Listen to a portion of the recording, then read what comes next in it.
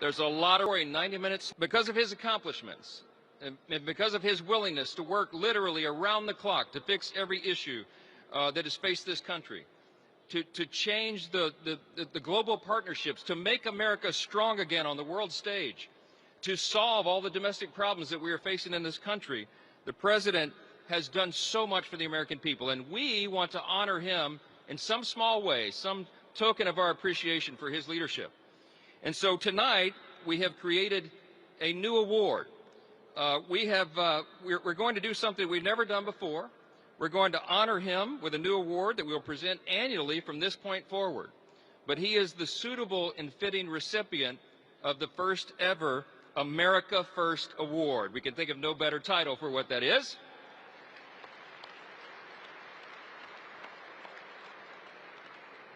That's this beautiful golden statue here, appropriate for the new golden era in America. And we want to let you know before we bring the President out and present this award to him that tonight we set yet another record. We've been setting fundraising records along the way. Last year we broke all the records there are. Just by way of example, I've transferred $18.5 million to the NRCC and candidates just this quarter. We're going to continue that, thanks to the people in this room, all through the year.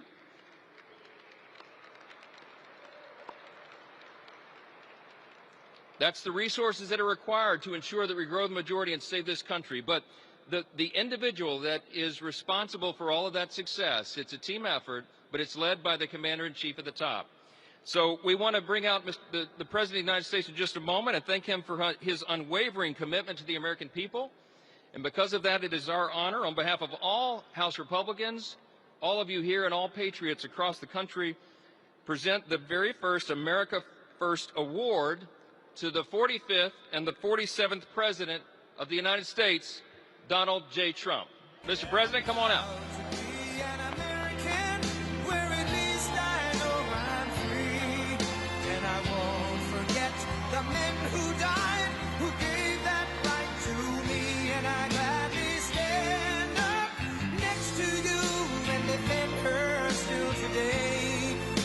There ain't no doubt I love this land. God bless the USA.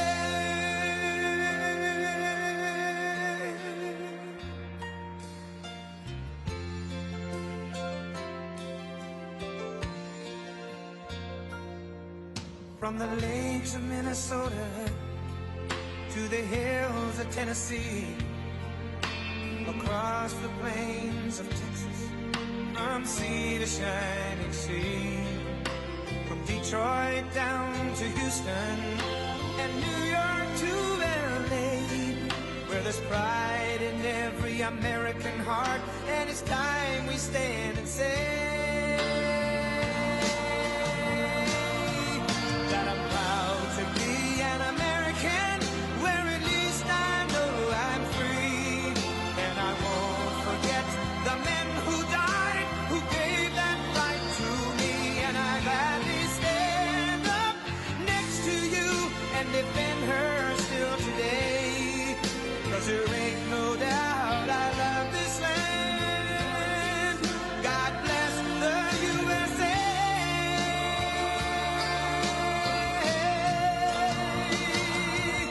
And I'm proud to be an American, where at least I know I'm free, and I won't forget the men who died, who gave that right to me, and I gladly stand up next to you and defend her still today, 'cause there ain't no doubt I love this land.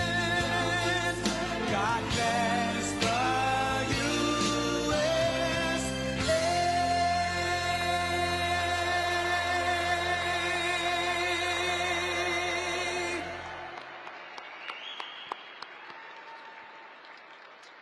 USA. You can have a seat. The President is going to address us now, but I did want to give you one more surprise, one more record broken. We were just talking about it a moment ago, and he said, go ahead and tell the people. Last year at this event, we broke the all-time record for the spring dinner at $35 million.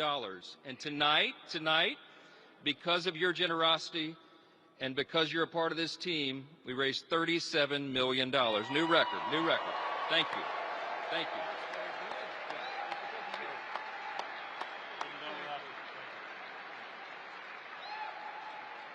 Wow, that's a lot of money. Congratulations. Well, we have a hot party. We have a very hot party, and we have a group that likes to see our country in trouble, and we're going to do something about it. But I want to thank you for that warm welcome, Mike. You guys are great. Richard and Mike work so hard, and thank you to all the friends and supporters and true American patriots here tonight. You know, Richard just told me backstage that we have more donors here tonight in terms of not only the dollars, but in terms of the individual people. We want to thank you. It's a record. And it's a nice place, by the way. It looks nice. Very nice. They don't build too many of them like this anymore. But with your help this November, we'll defeat the radical left Democrats and we'll win a midterm victory like our country has never seen for whatever reason. I don't know what it is, but a president who wins, Republican or Democrat, almost always does poorly in the midterms. Nobody knows why, even if it's a successful presidency. And there are those that say this has been the first, I mean, really the best first year ever for a president. And I agree with them, I must tell you. I agree with them 100%. But I do. We did a lot. We settled 8 wars. People sort of forget. And we're winning another one. I tell you, we're winning so big. Nobody's ever seen anything like we're doing in the Middle East with Iran.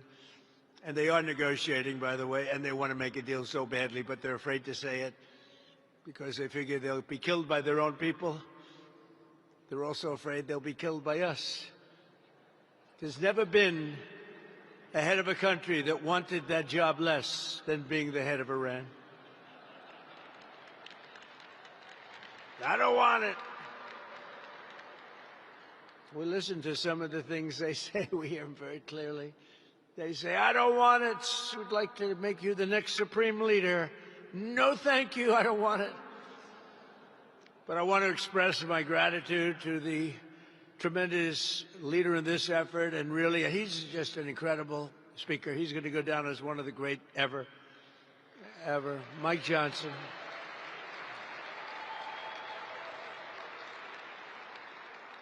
And the boss and his family, by the way, Kelly. And because of the fact that these lights are so bright, I can't see a thing in the audience, but what the hell, I know you're all friends. Otherwise, I'd get out of here very quickly. But what a job he's done. You know, think of it. When we have a majority of 3, we feel so thrilled. Then it goes down sometimes to 2. Then it goes down to 1. And then it goes back up to 2 or 3, and we feel rich again. It's crazy, and we're getting all of this passed. Think about the great, big, beautiful bill. Think of that. The great, big, beautiful bill, we got it done. And remember, that was a 4-year deal. That was 4 years. I said at the time, and Mike agreed, and John Thune agreed. We agreed, let's get everything done, let's put it in one, and everybody said we were crazy, would never get it passed. And that was 4 years worth of goodies. But now that we have that, we're going back for more. We're going back for more pretty quickly. I think you're going to see some pretty good things, which we should win. But of course, the thing that we should win, and who would believe that you can't get voter ID because all of the Democrats, every single one of them, they stick together. They have lousy policy. They're not good people, but they stick together. They have horrible policy for this country. But they're like glue, the way they stick together, and you have to respect that. We have some very interesting things in store, and I think we're going to have a great election, despite the fact that if you look historically, for whatever reason, you win the presidency, Republican, Democrat. So in 50 years, it's 2. Think of that. In 100 years, it's 4. And we're going to do it. We're going to do it. Nobody's done more than we have in this last short period of time. Nobody. It doesn't make sense. I've gone to people, I've asked them, I've asked the greatest political leaders in the country, why is it that whoever wins the presidency, not Republican, not Democrat, whoever wins the presidency doesn't do well in the midterms? And most people can't explain it. The professionals try and give you an answer. The Democrats would say, if you asked them that question, it's racism. But they said, but it pertains to you too. Oh, well, in that case, it's not racism. They always use racism. Whenever they ask a question, like voter ID, why don't you, it's racist. Do they ever have another answer other than racism? And no, it's unbelievable. It's not racism. It's voter ID. It's important for our country. And proof of citizenship is important for our country, very. And men playing in women's sports should not be allowed. That's very important. And transgender for everybody, the mutilation of our children should not be allowed. And open borders should not be allowed. Open borders where the world is allowed to pour into our country shouldn't be allowed. And because of the rules, it's really, in all fairness, you've been doing great, but because of the rules of the Senate, it's very hard for them to get the number. And again, you have those Democrats, they stick together. Think of it, they vote against voter ID. They vote against proof of citizenship. They vote against it. Now, I happen to be a fan of no mail-in ballots, even though I won Florida, which is mail-in ballots by a massive number, the highest number in history. And I won other places, but in California and other states, they cheat so badly with that. They send 38 million ballots out, and of the 38 million, they go to Democrats a hell of a lot.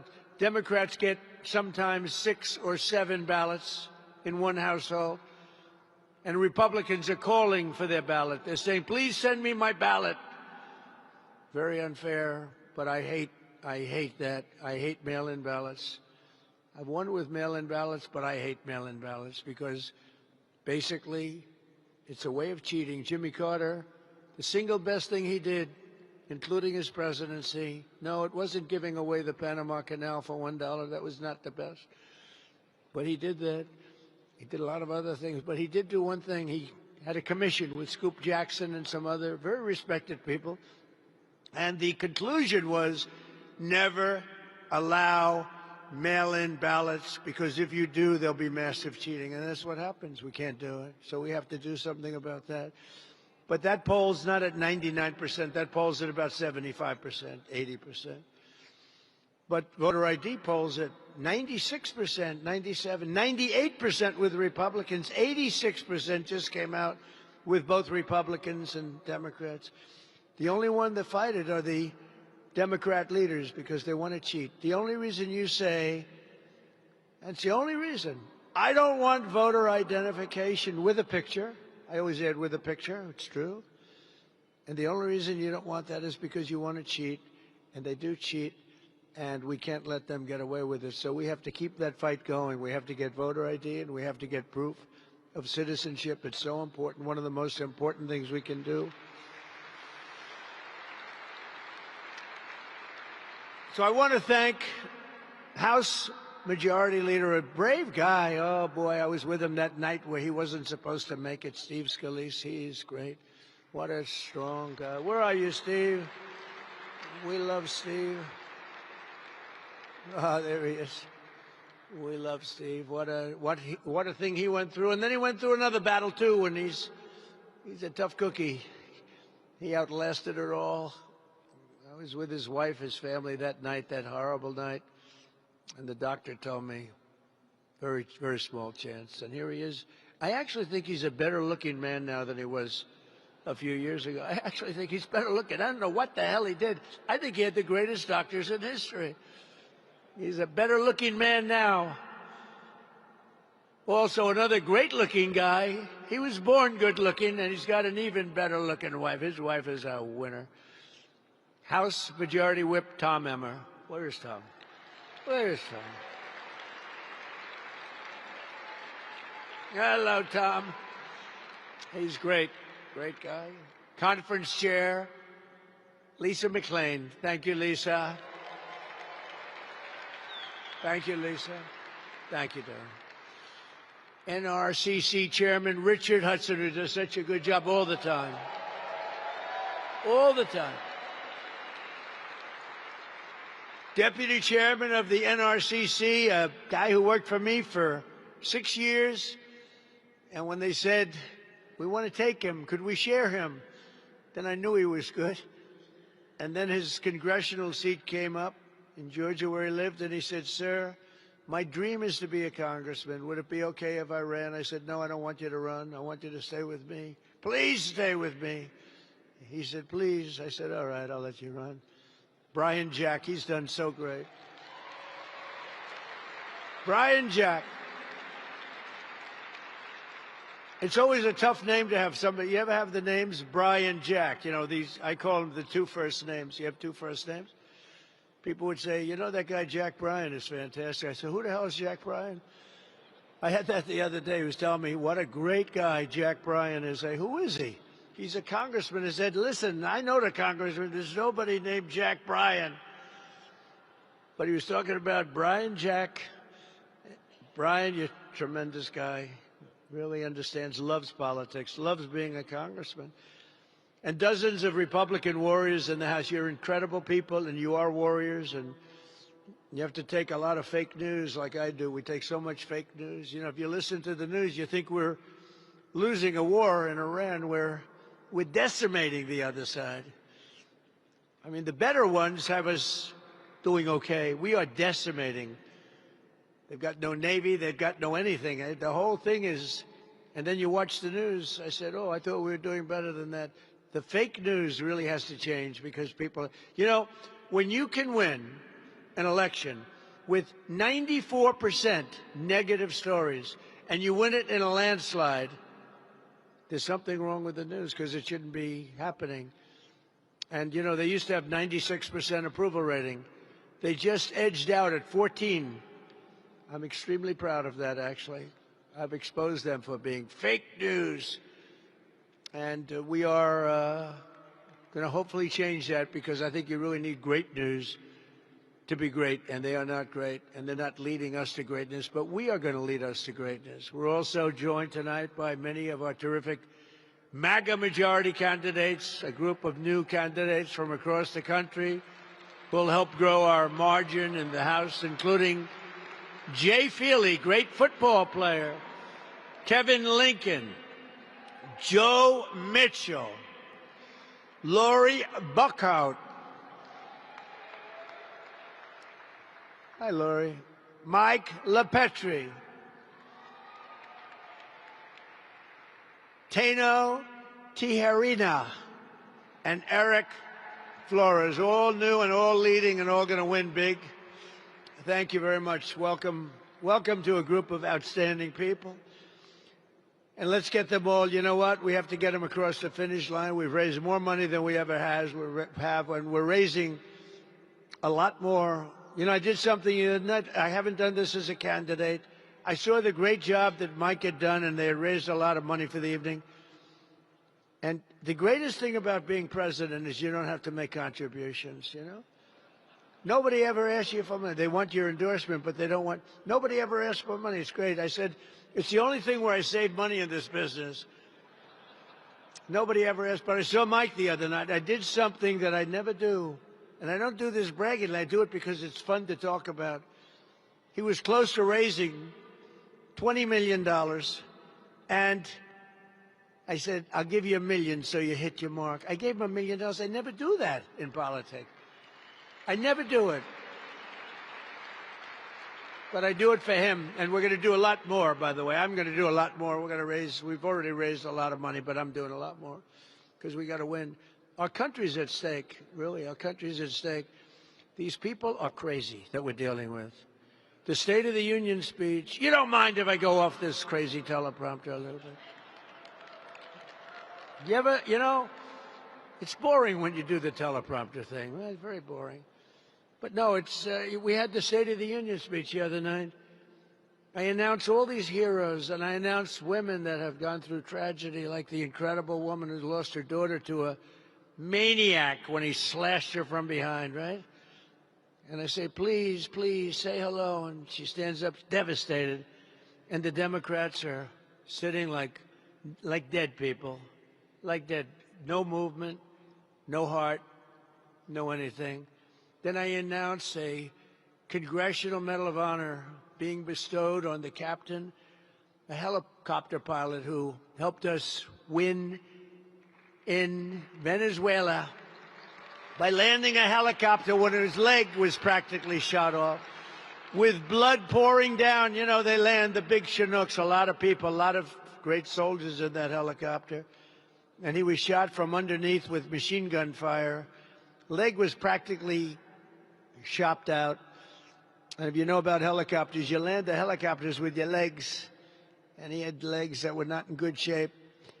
And he landed it. He was high up, and he was able to land it exactly where it was supposed to land. Without that, the mission would have been a failure, probably.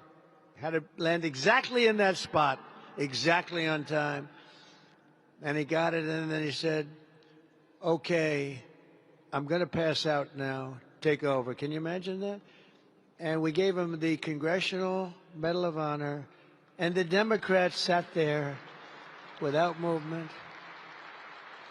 And then we gave another Congressional Medal of Honor to a 100-year-old hero, 100 years, who was a legend in the military for what he had done. We gave him the Congressional Medal of Honor, 100 years old, and the Democrats sat there emotionless, no clapping, nobody standing. Republicans, you did very well. You were going wild for all of them. Now, at the end of the evening, they were clapping on everything I said because they were called in by people watching on television. Did you see they were passing around notes? And they were saying, "You guys are being killed tonight. Start clapping." And they were clapping for everything. Everything I said, even good Republican things, they were clapping wildly. But it was too late. They have no heart. And now you see what they're doing. They're just creating chaos. They want to create chaos. It's all they're good at, creating chaos. They can't do policy, no good. But they're doing it for two reasons. Number one is they want to deflect from all of the tremendous success that we're having in this military operation. I won't use the word war because they say if you use the word war, that's maybe not a good thing to do. They don't like the word war because you're supposed to get approval. So I'll use the word military operation, which is really what it is. It's called a military decimation. But they don't like the good publicity. They don't like to see us succeed. They want to see our country fail. And also, what they really want is they want illegal immigrants to come in. Criminals, doesn't matter, because they want to get their votes. They think they're going to get their votes, and we're not going to let this happen. We're not going to let our country be destroyed by these people.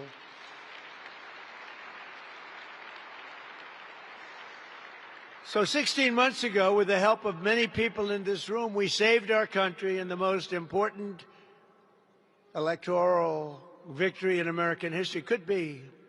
Let me ask you, let's do a poll, fake poll. We'll do a real poll. We're tired of those fake polls. I get so many. Although I got one yesterday from CNN. What is the percentage of people in MAGA, which is most of the Republican Party, by the way, that support the president? The number was 100%. You believe it? In fact, he went wild. Harry, he went wild. It may be the last time he ever does the show, but these are okay. It was 100%. Even I was surprised at that. That was pretty good. But we won all 7 swing states by millions and millions of votes. We won the Electoral College by 312 to 226. We won the popular vote for the first time of any Republican in many decades. And biggest of all is we won, that's where you see all red, except for the 2 little blue lines on the edge on the map.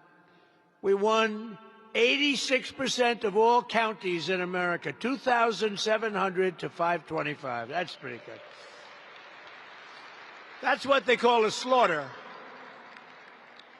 And together, the Trump administration and our Republican majorities in Congress won a mandate from the American people. And every day since, we've been fighting to keep our promises and to, in the true sense, the greatest expression, the greatest motto, call it a logo, call it whatever you want, the greatest phrase in the history of politics, make America great again. It really is the greatest. It's the greatest.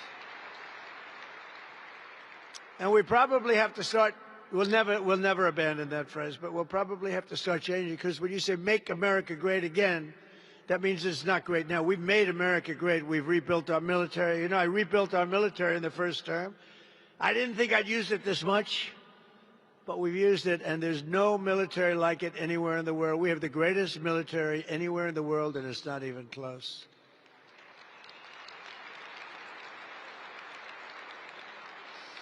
And with the help of our Republican warriors that are right before me in the House, we ended the illegal alien invasion of our country, passed the largest border security investment in history, and achieved the strongest and most secure border on record.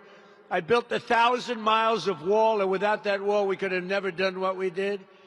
And for 10 months in a row, this is outside, I mean, this is the facts. In fact, these numbers are given by people that they say are predominantly Democrat. They're the ones that make it up. For 10 months in a row, 0 illegal aliens have been admitted to the United States of America. Think of that. That's pretty good. That's pretty good. We've also accomplished the largest reduction in illegal drugs in history, in the history of our country. Think of that. With the flow, deadly fentanyl across our border is down by 61%. Think of that, 61, not good enough, but I'll tell you what, it's down 98% coming in by water. Do you notice that? And we're trying to find out who the 2% are, because we think they may be the bravest people on earth. They are brave people. Either that or they don't watch television. One or the other. I think it's that they don't watch television. Down 98% by water. We had a lot of it coming in by water. And now, if you watch closely, you'll watch that same treatment being given to land being much easier than water. We did the water first. That forces them onto the land, and then we're going to do the land, and you'll be very happy about it. We've reduced drugs coming into this country by an astounding amount. Now the Democrats have shut down the Department of Homeland Security in an attempt to return to open borders where criminals come in from all over the world. From the Congo, they come. You know, the Congo opened its jails, released all of its prisoners into the United States of America through the totally open southern border, Sleepy Joe Biden border.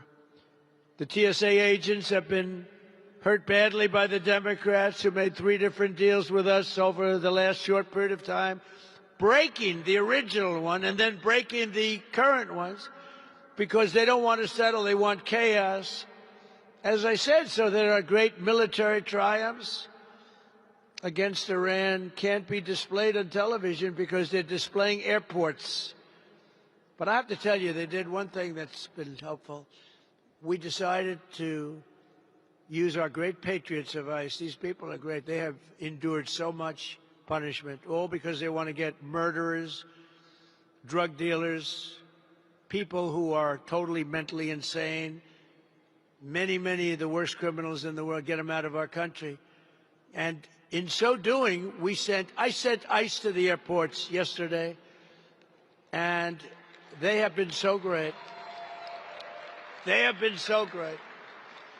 And you know what's happened? And they didn't need any rehabilitation, but they did in terms of the fake news. And they're doing such an unbelievable job at the airports that they had one line. It was 4 hours yesterday, and today it was a half an hour. Big difference. And if we have to, we're going to send in the National Guard if we need to, because we only, we have 6,000 ICE agents, and we have 40,000 of the other people that they're helping out, some of who really were forced because the Democrats don't want to pay them. The Democrats don't want to pay them. You have to remember that. The radical left Democrats need to get DHS back and open immediately together. We're going to make with them, not the Democrats, because they've gone out of their way to make our country unsafe. And remember that, according to them, it's a war. They're doing this during a war. They're doing this during a war. We're not supposed to be doing it. but we're going to make America totally safe again very quickly. With the largest drop. We had the largest drop in violent crime in our country, despite all of these criminals that have been allowed in, murderers. Despite all, think of it, 11,888 murderers allowed into our country, many of which, more than 50%, killed more than one person. Thank you very much, Joe Biden. Thank you to Kamala, who was the border czar, who never went to the border and never made one phone call to Border Patrol. The Border Patrol is incredible. They've never had a phone call from her. 4 years. But they get phone calls from me every single day. How are we doing on the border? How are we doing on the border, Paul? How are we doing? How are we doing, Brandon, on the border? And we got it down to where people don't come anymore. It's obvious now. It's easy. They used to storm the fences. Now they don't come anymore because they know they're not getting in. But think of it, the murder rate, despite the fact that they allowed massive numbers of criminals into our country, is the lowest it's been in 125 years, 1900, before my father was born. Before my father, Fred, who was the greatest, my father was born after that. Think of that, 125 years, and we've achieved a miracle right here in our nation's capital where we have a safe city. You can walk to work. You can walk to Congress, you can walk to the Capitol, you can walk to the White House. When I came, this place was so dangerous. We were having 2 and 3 people killed every single week. Now you don't see it at all. We have actually, in a very short period of time, we've already done it, but in a very short period of time, we have one of the safe. Washington, D.C.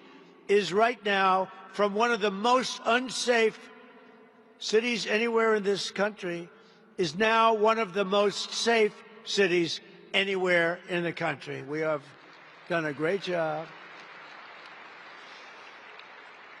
And that's not just by having great people from our military there, National Guard. It's because we removed 4,000 hardened criminals out of our city and out of their country. In some cases, they were so dangerous and so bad. They came from Biden, this guy that couldn't walk off a stage. See the stage? See how many stairs are here? All of it. He could never find the stairs. And people don't want that. People want a president that's able to walk off and find the stairs. Could never. Do you ever see that? Where he looks out, oh, I'm finished. First of all, his speeches were extremely short. They lasted a matter of seconds. And then he'd walk out.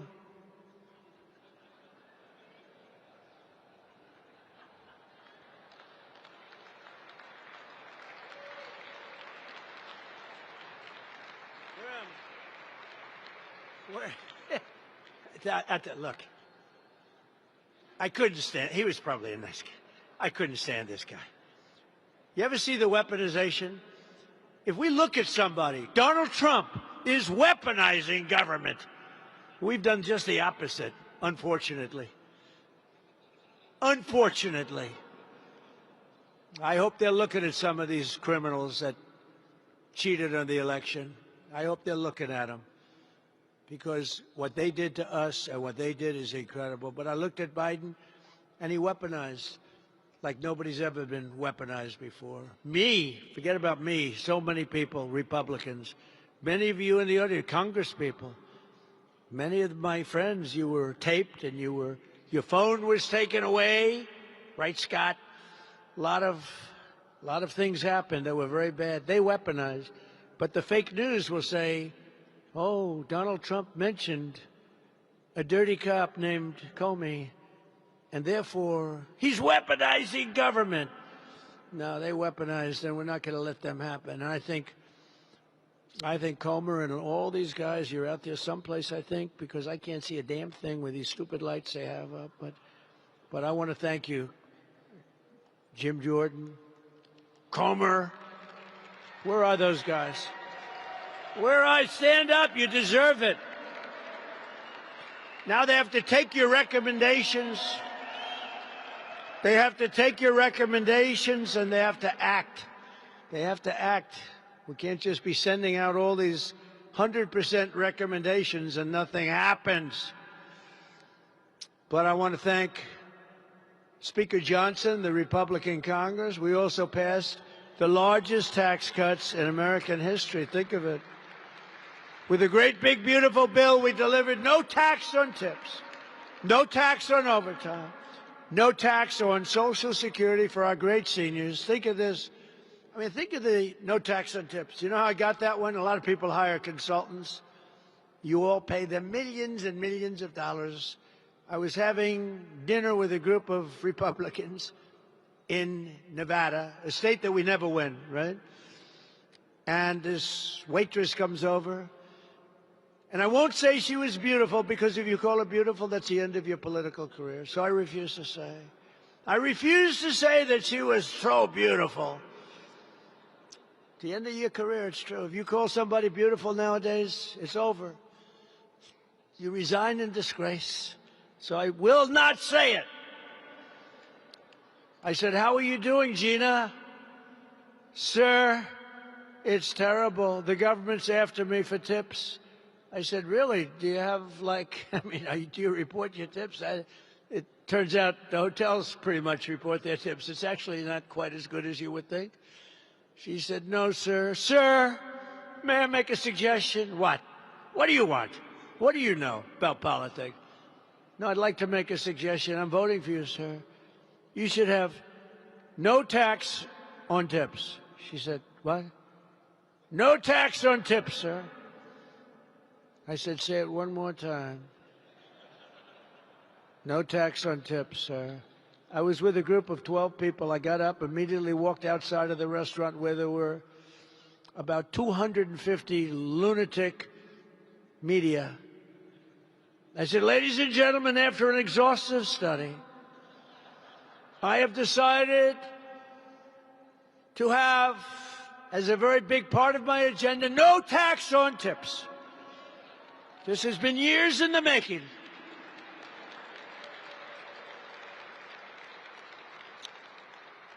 And I won Nevada in a landslide." You know, I kept saying, well, the problem is she's just going to follow me up, you know. Kamala, a real genius, she's going to follow me up.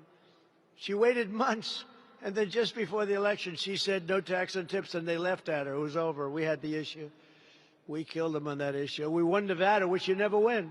You know, Republicans don't win it very much. It was many, many years. But we had a great election. That was a great election. But I ask you this. I want to do this. Which was the bigger and more important election? Okay, I'm going to ask you, then I'm going to ask you just to cheer one way or the other. Because we had two great elections. We had three. Because 2020 was equally good, but they cheated. Millions of votes. Dirty cheats, dirty, rotten cheaters. Which was the most important election? Which was the more glamorous? The whole thing, right? Which was the better election? I'm going to go 2016 or 2024. Ready? 2016. Whoa. 2024. Wow. Could be right. A lot of people feel that way. I mean, 2016 was unique because somebody that had never done this before won. I never did it before. I went to Washington. I didn't know anybody. I was lonely. I said, "Do you have any people that are any good?" And some rhinos gave me some names that I didn't like too much. But we had great people. You know, we rebuilt our military. 2016, that 4-year period, we rebuilt our military. We got the largest tax cut in history, superseded now by what we did in 2024 with a great, big, beautiful bill. I love the great, big, beautiful bill. But we did a lot.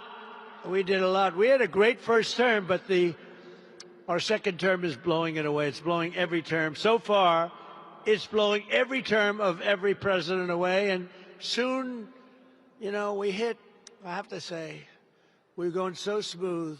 And I say, I hate to do it, but somebody has to. For 47 years, no president had the guts to do what you had to do. And we hit 50,000 on the Dow, Everyone said, well, 50,000 will take place in 5 or 6 years. There's no way you can do it during his term. And I did it in the first year. Then they said, you'll never reach 7,000 on the S&P, Standard & Poor's. You'll never reach 7. We did it in the first year. We would go on like a rocket ship. The market was good. Everything was good. And then I said, we're going to have to do something about Iran because they're going to have a nuclear weapon very soon, and they're crazy. They're crazy. They're out of their minds. And we have to stop them.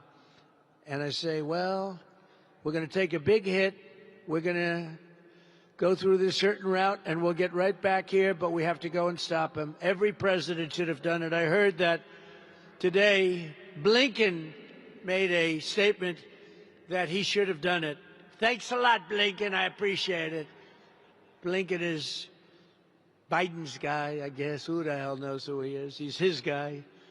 But he came out with a statement that they should have done it. They made a mistake. They should have done it, and other presidents should have done it. Obama should have done it. Obama was worse.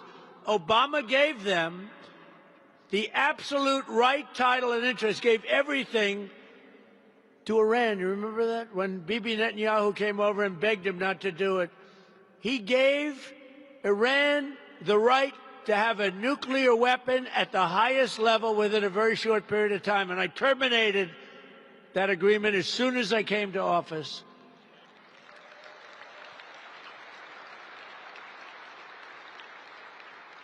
And if I didn't terminate it, that weapon would have been used 3 years ago. It would have been used a long time ago. And then we stopped it a second time with those beautiful B-2 bombers.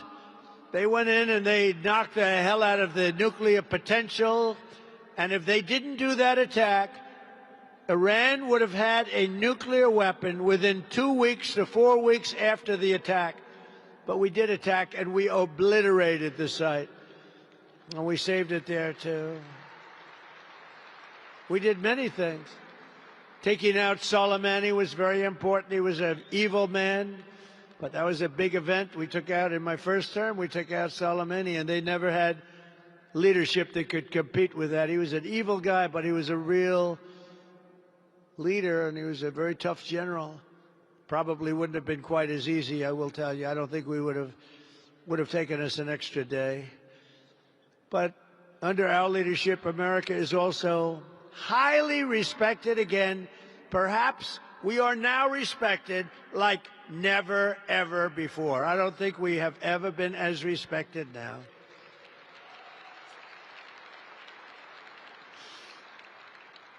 You know, if you think about it, 1.5 years ago, our country was viewed as a joke. We were a joke. All over the world, they were laughing at us, how stupid we were, how weak, how pathetic. Now we have the hottest country anywhere in the world. We're the hottest country in the world. King of Saudi Arabia said it. He said, sir, I was in Saudi Arabia, came back with $2 trillion for our country. I came back with $2 trillion from Saudi, $2 trillion from Qatar, $2 trillion from UAE. Oh, they're great. They're all fighting. They got hit. Nobody expected they were going to get hit. It made them angry, and they came to our side immediately, all of them, and others.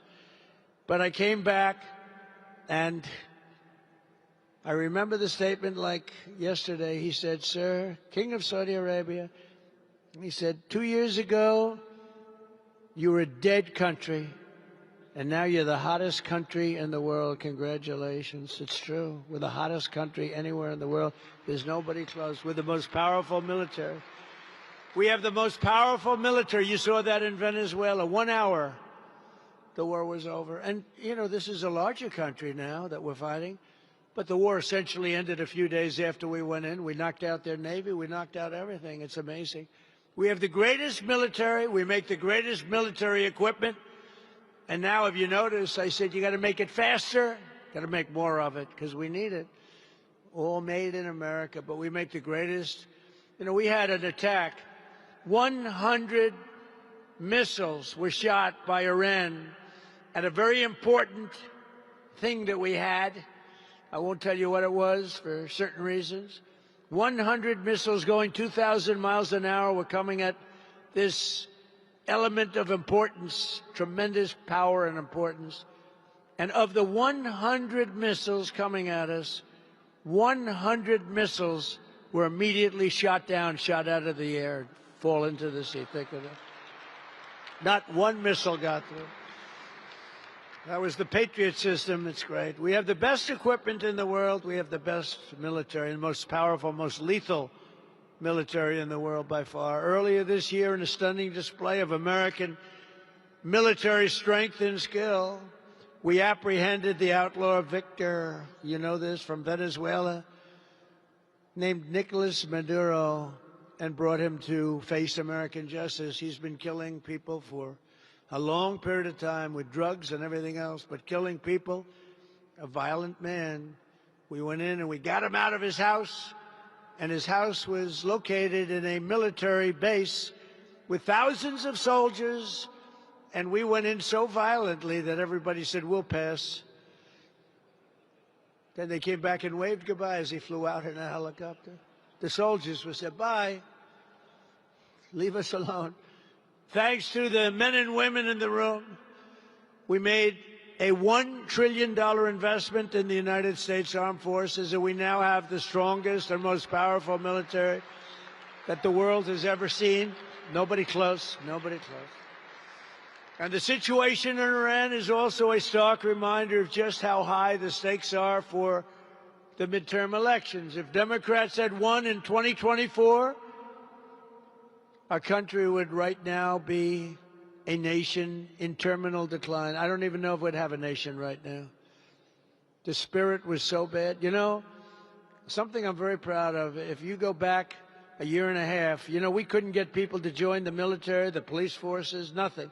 The Army, the Navy, the Air Force, the Marines, the Coast Guard, Space Force, they wouldn't join. They didn't want to join during Biden. His last year, they had the worst recruitment in the history of our country. 1 year later, we set records on recruitment. We had the greatest recruitment in the history of our country. The spirit was back. But Iran would long ago have had a nuclear weapon if it weren't for us. The entire world would be under mortal threat, and the prospects for peace in the Middle East would be absolutely shattered forever. And forget the Middle East, we would have a cloud over us too, because he would have used it, and they would have used it on us without hesitation. Our military would be woke, politicized, starved for resources. ICE would be effectively abolished. They would have terminated ICE so that all these murderers and drug dealers and killers and the mentally insane would be in our country instead of being shipped back to their country like only ICE could do. These are great patriots that have been abused. And I said before, and I mean it, the people are saying, what nice people. Now, I must tell you, when I first sent them in 2 days ago, I looked, and they were wearing masks. And I think they have to, because a lot of people are up. But in an airport, no. I said, fellas, do you mind taking off your masks in the airport? And they took them off, and people said, wow, these are nice guys. And they're helping the people with their bags. They're moving things along. It's a beautiful thing to see. People are starting to say, ICE, you're nice guys. We really appreciate it. So the Democrats, in their violence and viciousness, have done us a favor. But the cost of energy and electricity would be the highest ever, which it was prior to this administration. Inflation would be soaring to country record levels. You know, we had the highest, I inherited the highest inflation in the history of our country.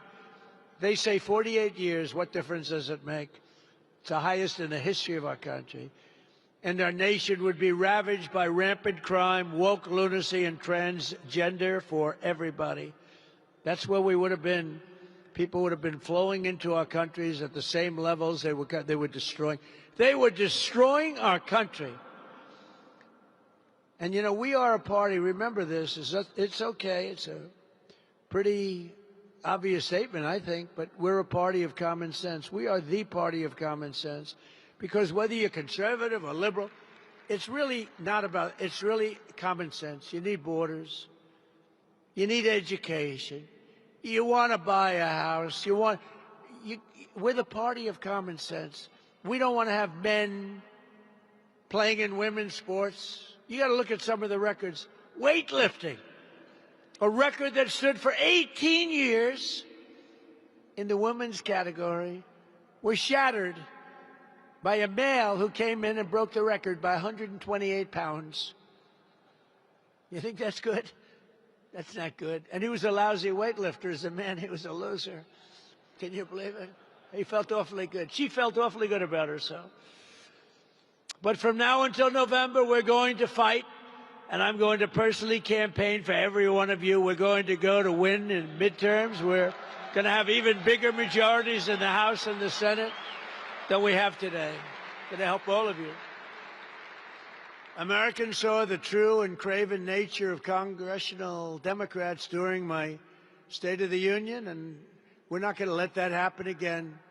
They really are. They're a party, and it's terrible to talk. I want it to be the old way where they got, you know, Democrats, Republicans used to get together, have lunch, and then they'd fight a little bit, and, you know, but it doesn't seem to be happening that way. And this is before me. Because if you go back to Obama, he was a great divider. He divided this nation. He was a lousy president. The worst president in history was Biden. But Obama was a terrible president. He was a divider. He did so many bad things. They're the party of fraudsters, criminals, radicals, illegal aliens, high taxes, and putting America last. That's what they are. They put America last. Republicans are the party for every hardworking patriot. And we do something very much different than them. We put America first.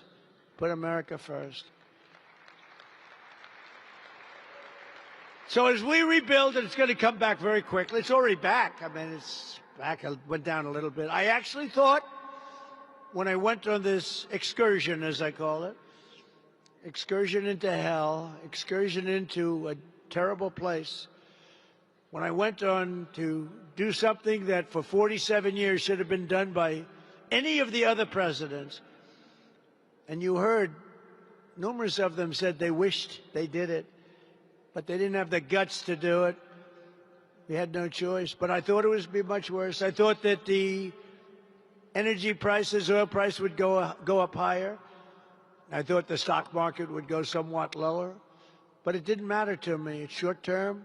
What we had to do is get rid of the cancer. We had to cut out the cancer. The cancer was Iran with a nuclear weapon.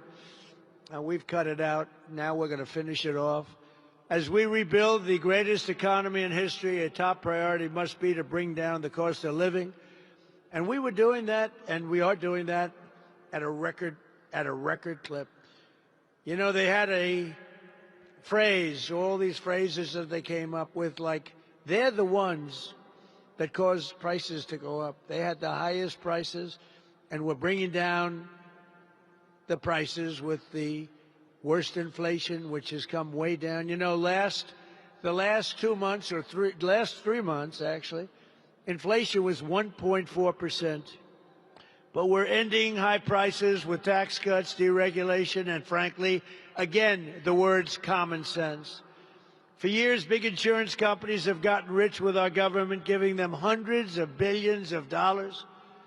And under the Great Healthcare Plan, that's what we call it, capital G, capital H, capital P, the Great Healthcare Plan, I'm urging Congress to halt all payments to big insurance companies, which are literally controlling the Democrat Party.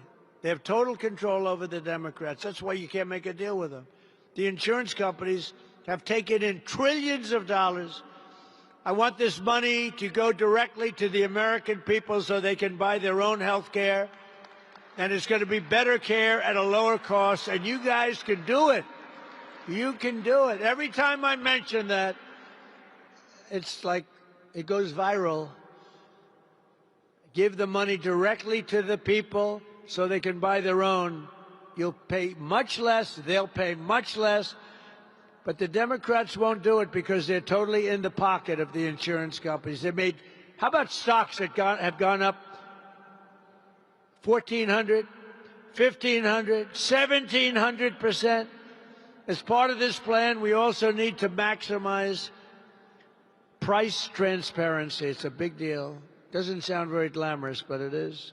In addition, it's time to codify my most favored nation's policy on drug prices into law. We have lowered the price of drugs by 50, 60, 70, and 80, and 90%.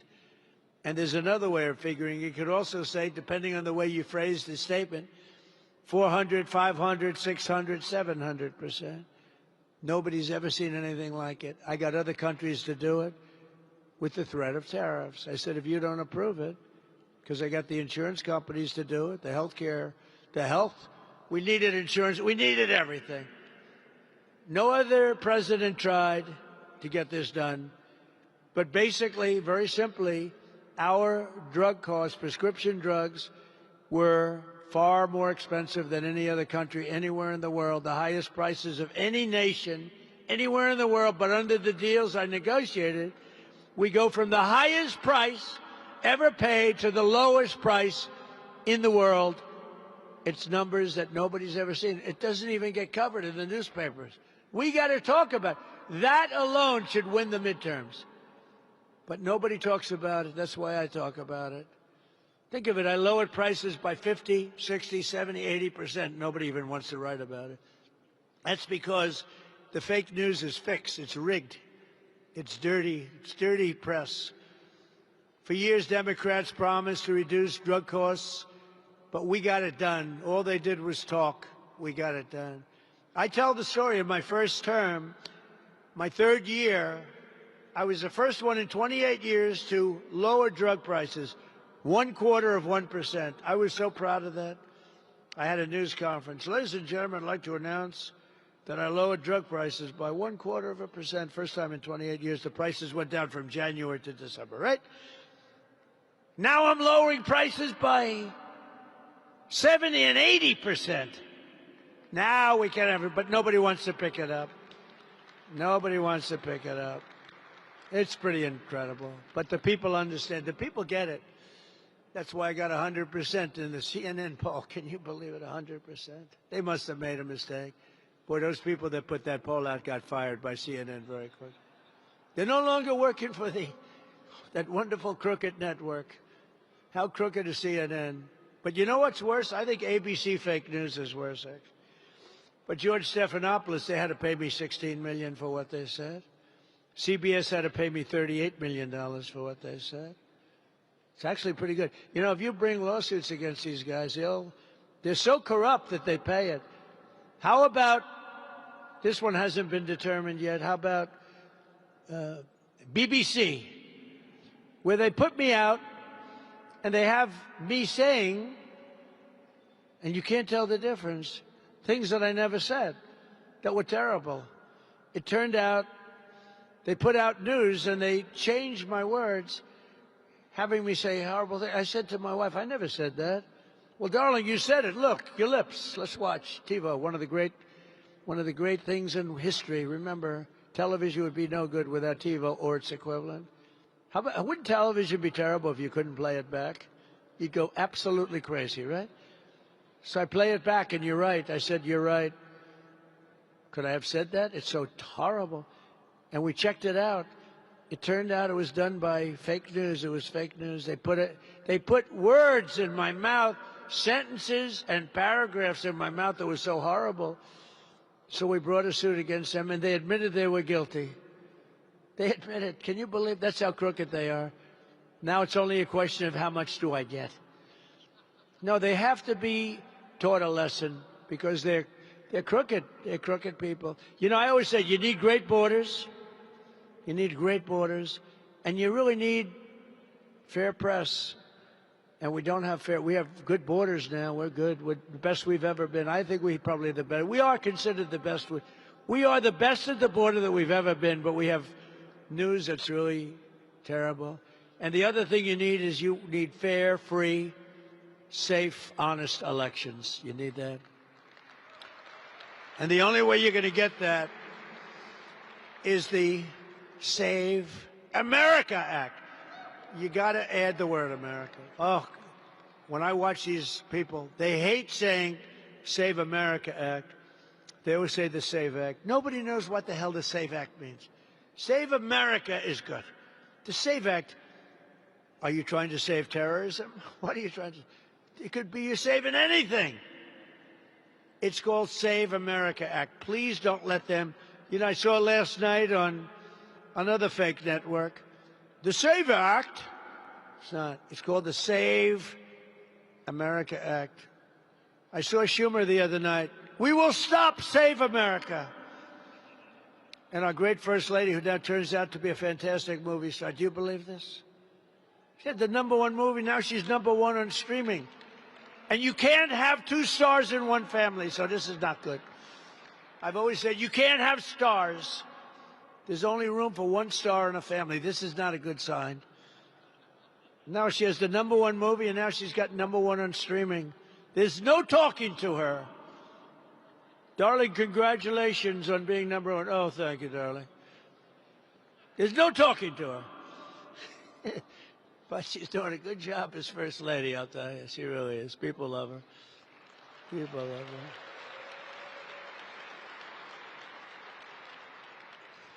But in our quest to restore public safety, we also need accountability for corrupt Democrat officials who conspire to obstruct federal law. Less than 1 week ago, a precious 18-year-old college student named Sheridan Gorman was shot and killed while walking in a park innocently. The illegal alien monster child was, is total animal. Remember when Nancy Pelosi got angry because I used the word animal in describing a savage killer? We were okay with it. Didn't bother me at all. The illegal alien monster charged with Sheridan's brutal murder had come illegally from Venezuela, had been released into our country by Sleepy Joe Biden. He had no idea what the hell he was doing. That's why he was, okay. Which is a better term? Sleepy Joe or Crooked Joe? Crooked Joe Biden, please. Sleepy Joe Biden, please. A lot of people like Sleepy Joe. Oh, he's pathetic. Worst president.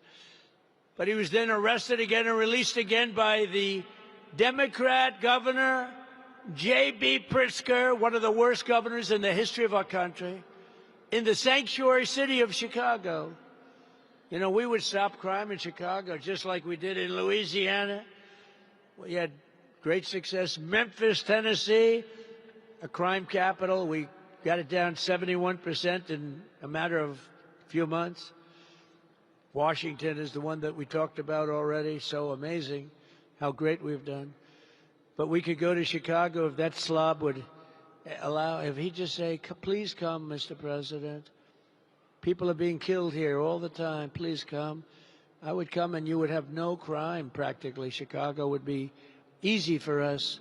But they don't want to say that because they actually, I think, like it. I don't know. They're sick people.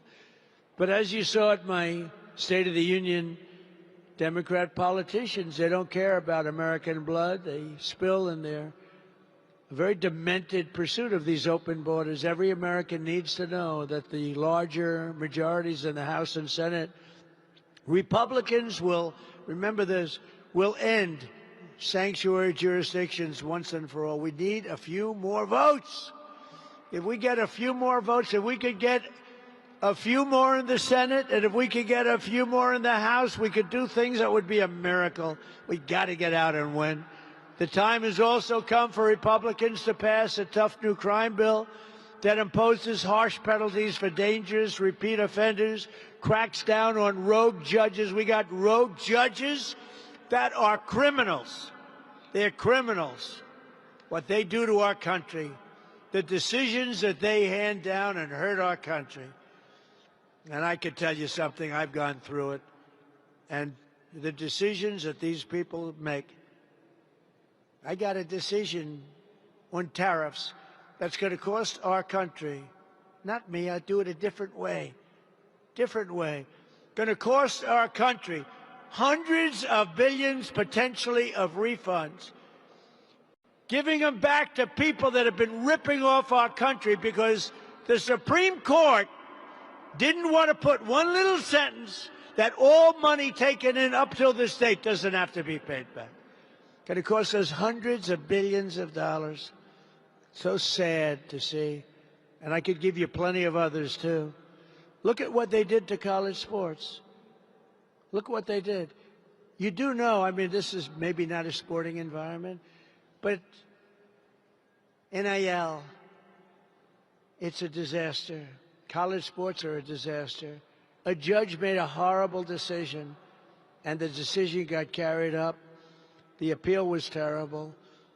And what they've done is destroyed college sports and destroying colleges, because colleges can't afford to pay quarterbacks that never threw a ball before, that are 17 years old, $12 million to play college, because every college is going to go bankrupt. Other sports aren't going to be relevant. Football is going to cause it all. Basketball, to a much lesser extent. But your colleges are going to go bankrupt. Did you see where Penn State lost $525 million? Can you believe it? One of the great schools of Florida lost $450 million. Think of that. Because it's basically professional sports without a cap. And you can't have without a cap. And we had a good system. We had a scholarship system. It took 100 years to hone and perfect. And a judge who knew nothing about sports, a female, I believe, not that that matters. I have to put that preface in there. A female, I believe, who knew nothing about sports, totally upended all of sports, hundreds of years of sports in our colleges, and now we have a mess like you've never seen before. And you know who gets hit the hardest? Women, because women's sports are being canceled all over college. And other sports that are more minor sports are being dropped. That means the Olympics are going to be a disaster, because this was training grounds for the Olympics. We had unbelievable training grounds, and they had scholarships and everything. But they're being terminated because they want to be able to sign football players for $4 million, $5 million, $10 million. All because the courts decided to terminate sports in colleges. And it's a very tough thing to get it back, because you have all different sports, all different levels of competition. Nobody knows what to do. A woman, a judge, made a decision knowing nothing about what the hell she was doing. Courts, bad courts in this country are costing us a tremendous amount of money. And the Supreme Court, that's right, of the United States, cost our country, all they needed was a sentence, our country, hundreds of billions of dollars, and they couldn't care less. They couldn't care less. And not that it matters, doesn't matter at all. But two of the people that voted for that, I appointed, and they sicken me. They sicken me, because they're bad for our country. We need a tough new crime bill that imposes harsh penalties for dangerous repeat offenders, cracks down on rogue judges and prosecutors, and ends no cash bail. No cash bail has caused a problem for our country like you wouldn't believe. Killers, they go in, they get out. They go in, they kill 2 times in one day sometimes. If our Republican majority stand up for these priorities, the American people will stand with us in record numbers. We have to be strong. We have to be tough. And we can't let these thugs on the other side of the aisle push us around, because what they're doing right now is wrong. And the public knows it. Now the public knows it. And they're on our side. But you have to fight, and you have to be tough. You have to be much tougher. And you have to stick together. Republicans have to stick together. So we won't just re-elect our majorities this November. We'll expose the corruption and radicalism of the Democrat Party. It's a lunatic. It's a party of lunatics. We'll defeat the forces of national destruction. We'll complete our mission of national renewal. And the Republican Party will grow larger, stronger, and more dominant than ever before. We have a chance to do that because we're competing against lunatics, and the public knows it, and they're seeing it every single day. And together with all of you, we will make America powerful again. We will make America wealthy again. We will make America healthy again. We will make America strong again. We will make America proud again. We will make America safe again. And most importantly, we will make America great again. Thank you very much, Republicans. Go out and win the midterms. Thank you very much.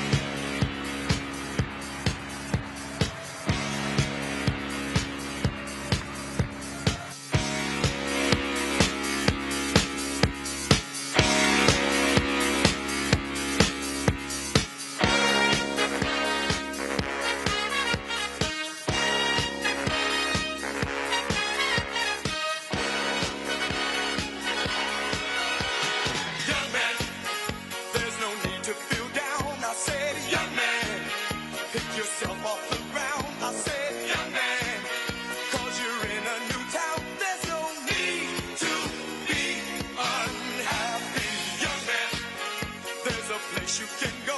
I said, young man, when you're short on your dough, you can stay there. And I'm sure you will find many ways to have a good time. It's fun to stay at the